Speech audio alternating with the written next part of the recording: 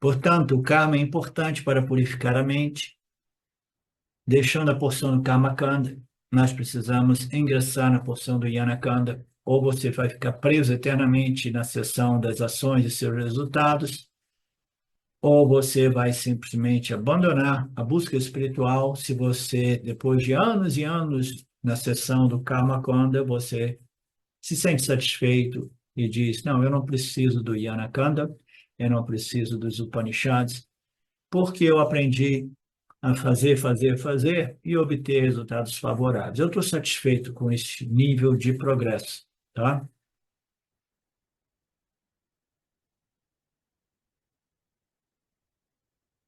Aí o Swami diz, o Swami não, isso é muito interessante, porque ontem eu dei uma lidinha mais nesse texto e eu descobri que a pessoa que elaborou nesses 30 versos do Ramana Maharaj, ela não se declara aqui, ele não sabe quem é que fez essas comentários, essas exposições ou explicações dos versos enigmáticos e condensados do Ramana Maharshi. Isso aqui é bacana, porque o Vedanta é assim, entendeu? Ninguém assina embaixo no Vedanta.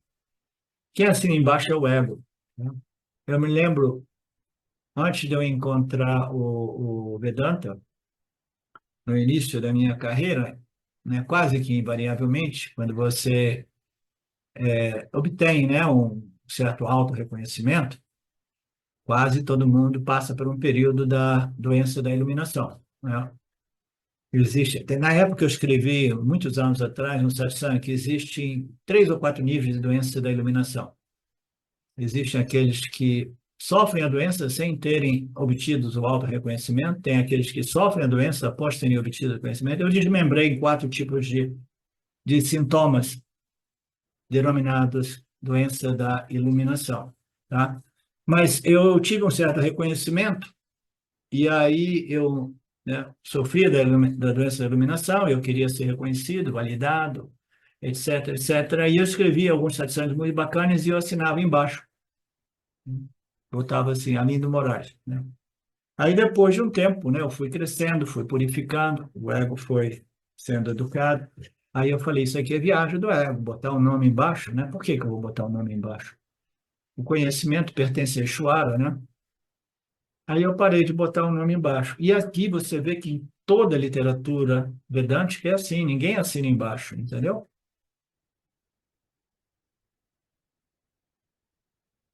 Ok, aí ele diz, tem pessoas que não iniciam da parte do Kamakanda pensando que seja inútil. Eles querem ir direto para o Yan Yoga. Mas a abordagem ideal é que nós devemos entrar no Karma Kanda, crescer, purificar, refinar, e entrar no Yana Yoga e depois obter o conhecimento e viver do ângulo, do ponto de vista, da perspectiva do autoconhecimento.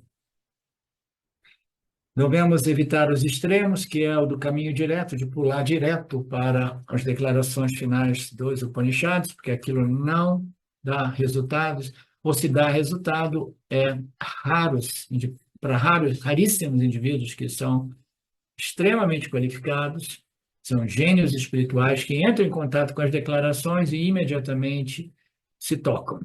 Imediatamente eles reivindicam, sim, sim, sim, eu sou de natureza Satchitananda ilimitada.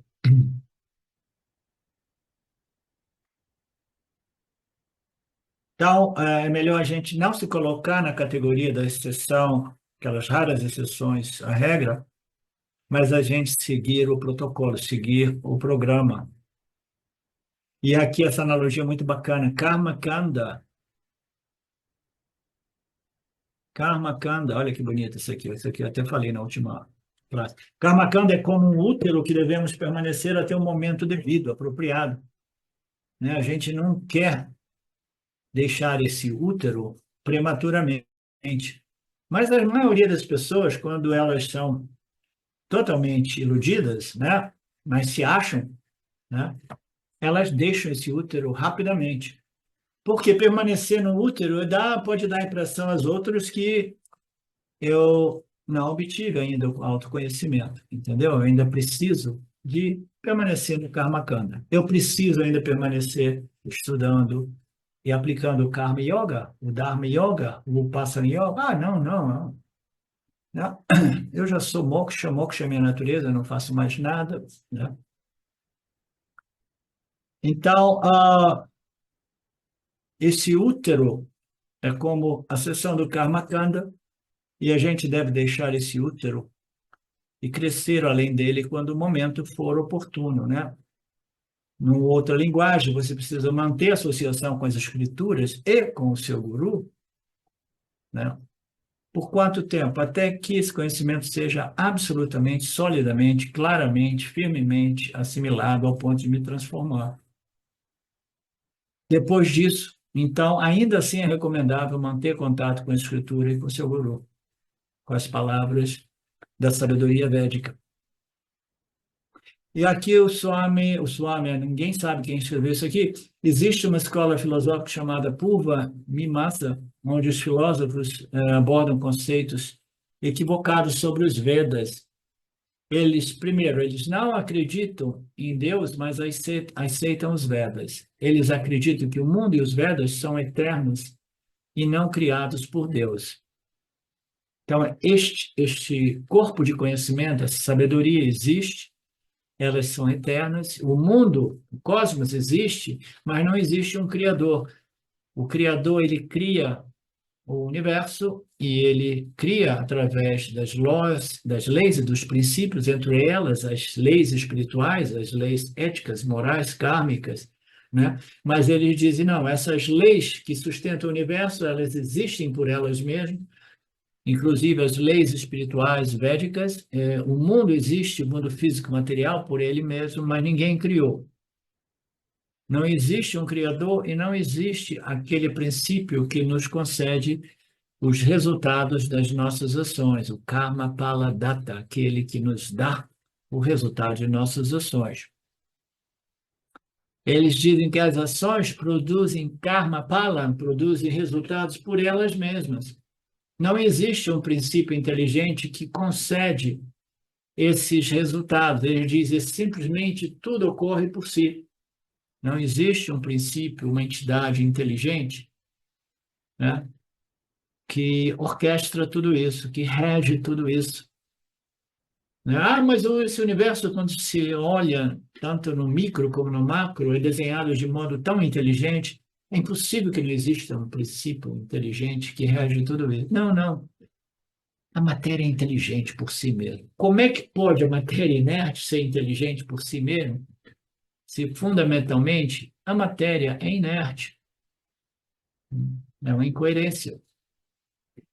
Deve existir um princípio inteligente que desenha, constrói a matéria de modo extremamente, né, inteligente, complexivamente, não sei, inteligente, de tal modo que a gente pensa que a matéria é inteligente por si. Não, existe somente uma fonte de Satyavaguna, que vem do Criador, e existe somente uma fonte de Satchitananda Brahman, que é a natureza do Criador, a qual o Jivatma deve também se identificar com, né?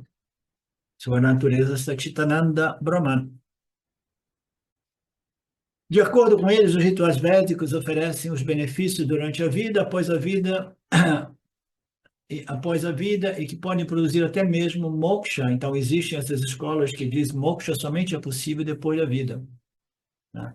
Se você faz muitas sadhanas ritualísticas, pujas, isso e aquilo, você será livre após a vida. Então, eles dizem que enquanto encarnado, moksha é impossível. Então, eles colocam moksha como uma loca celestial na qual os indivíduos são livres. Livres de quê? Eu não sei porque eu não estudei essas filosofias, né? Livre para quê? Eu também não sei porque eu não estudei essas filosofias. Eles não dão valor à porção do Yanakanda, do Vedanta. Eles dizem que o Anakanda é uma área muito árida, que é inútil, que não serve para nada. É mental, né? É teórico. É o que a maioria das pessoas pensam. Não. Como é que você pode ter transformação se a transformação é simplesmente a nível mental, intelectual, cognitivo, a respeito da sua real natureza? Que transformação é essa? Porque o Vedanta deixa muito claro que o autoconhecimento é feito de conhecimento, conhecimento e conhecimento puro. Não é uma experiência a respeito da consciência ou Brahman.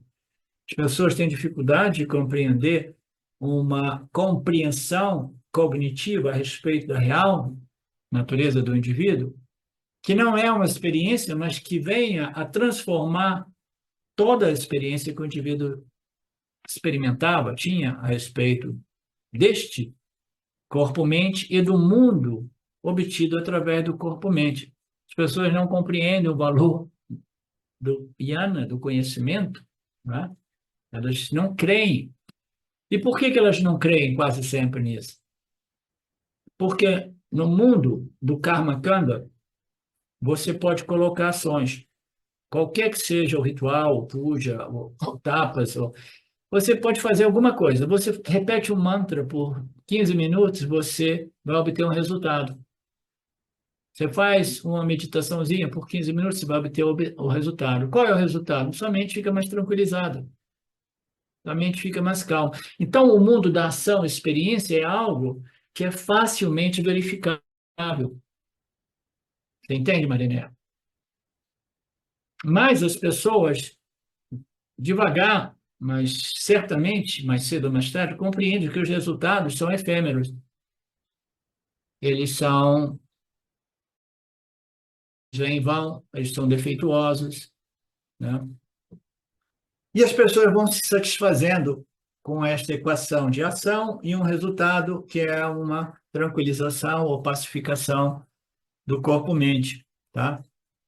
Quando você entra no Vedanta, você está entrando no âmbito de um programa que irá revelar para você a ciência de Miti, a ciência de Satya, e no final vai propor a você o Nididhyasana, que irá permitir ao indivíduo a reivindicar com total convicção a sua natureza em Satya. Quando o indivíduo entra em contato com os ensinamentos do Upanishadas ou do Vedanta, eles veem assim, nossa, mas eu prefiro resultados instantâneos, imediatos. Eu prefiro resultados a curto prazo. Você entende, Alexandre? As pessoas não têm as pré-qualificações necessárias. Confiança nas escrituras, confiança no guru, naturalmente, paciência, perseverança, né? E humildade, que eu coloco quase sempre no início para entrar neste programa, entrar neste processo. A maioria das pessoas querem resultados instantâneos e elas, naturalmente, elas se voltam para a seção do Karma Kanda, ações que produzem um resultado efêmero de pequeno melhoramento, ou, né, tranquilização da mente por um período curto, e ela se modifica violentamente depois de um certo período, e você vai passando o tempo, você não consegue quase nunca medir realmente o melhoramento, tá? É difícil medir o melhoramento através das ações e seus resultados. Ocorre, existe, é lento, né? Mas ainda assim o indivíduo gradualmente, mas certamente chega um tempo de frustração e diz assim, não, não é por aí, né? Porque embora eu tenha melhorado um pouco fazendo essas coisas, eu acho que eu estou pescando no lago, como é que se diz? Estéril, né? Não existe realmente peixe neste lago. Sim, Betânia? Professor, acho que uma das coisas mais importantes que eu ouvi no início do Vedanta foi quando você falou, e eu acho que isso é muito importante, era para eu dar 6 meses de crédito para o Vedanta,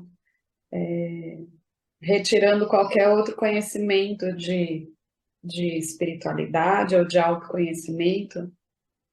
E eu acho que essa foi uma das coisas mais fundamentais, porque quando eu entrei, eu vi a beleza lógica, né, do Vedanta, fiquei admirada intelectualmente, mas se eu não tivesse dado esse tempo de confiança e de foco, eu não teria continuado, porque talvez eu tivesse, como eu estudava naquela época filosofia na Nova Acrópole, talvez eu tivesse ficado comparando várias filosofias e fazendo um trabalho intelectual de comparação, mas foi fundamental ter ouvido você falar de só 6 meses, né?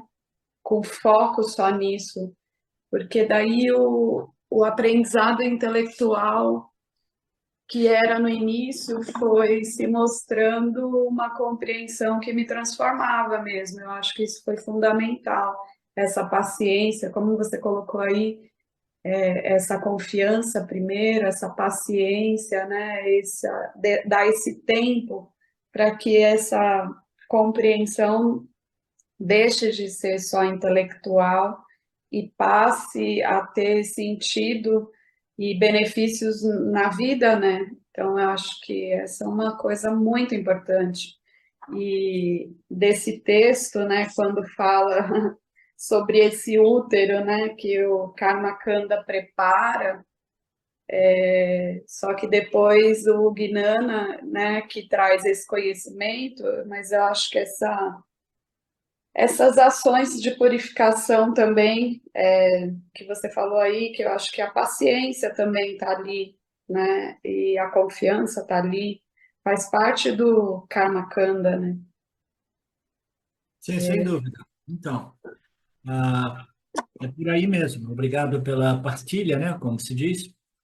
A maioria das pessoas, eu estava pensando comigo aqui que isso serviu para você, talvez eu tenha que modificar e dizer assim, você precisa dar 9 meses para o Vedanta, que é um útero, para até que você decida se o Vedanta realmente pode te transformar ou não, mas pelo menos 9 meses, né?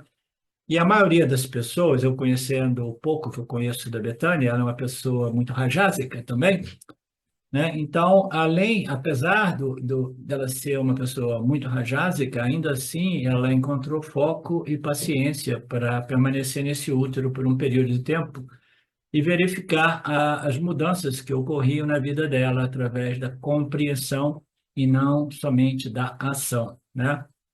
Então, é por aí mesmo, né? Então, essas filosofias diferentes, as pessoas, a maioria, não dão porção, não dão a valor à porção do Yana. As escolas dizem que o Ana é filosofia árida e inútil, né? Então, eu estava colocando isso para você, que no Yana Yoga do Vedanta, no Shravana, Manana e Nididhyasana, o resultado, ele, ah, ele é uma revelação daquilo que produz essa transformação real, né, e definitiva, né? Mas, em geral, o resultado é a médio e longo prazo. E as pessoas querem resultados a curto prazo, aí elas ficam presas nas ações e as experiências derivadas daquelas ações.